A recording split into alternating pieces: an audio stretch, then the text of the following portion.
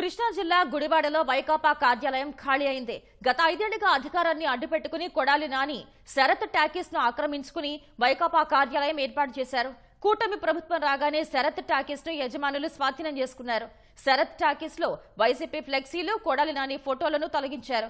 Sarath talkies యాజమాన్యంలో ఒకరైన Gudivada municipal మాజీ చైర్మన్ యలవర్తి శ్రీనివాసరావు ఆహ్వానం మేరకు ఎమ్మెల్యే రాము, టీడీపీ నేతలు తేనీటి విందుకు హాజరయ్యారు.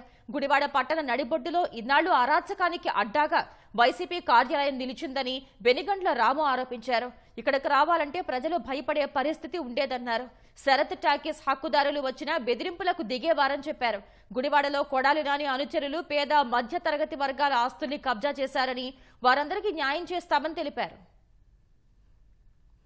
ఈ శరత్ టాకీస్ అనేది ఒక గుడివాడలో పెద్ద ఎమోషన్ లాగా తయారైపోయింది. ఎందుకంటే ఇన్ని నాళ్ళు అరాచకాలకు అడ్డాగా నిలిచింది శరత్ టాకీస్.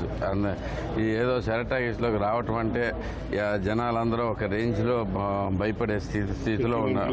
సెటిల్మెంట్లు అన్నీ ఇక్కడ జరుగుతూ ఉండేవి దాంట్లో.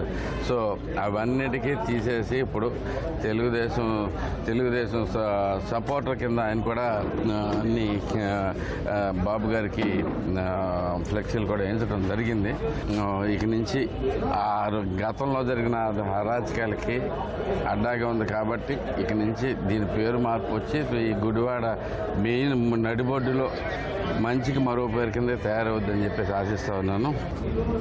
నా ఆస్తి ఒకసారి ఎలా ఉందో చూసుకుందామని వచ్చాను. చాలా సంవత్సరాల తర్వాత మా శాసనసభ్యుడు రాము గారు, అట్లాగే రా వెంకటేశ్వరరావు, నా మిత్రుడు శ్రీకాంత్ గారు, అట్లాగే ఇతర స్నేహితులు అందరం వచ్చాము.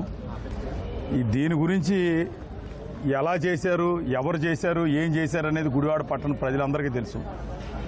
75% హక్కుదారులు మేము.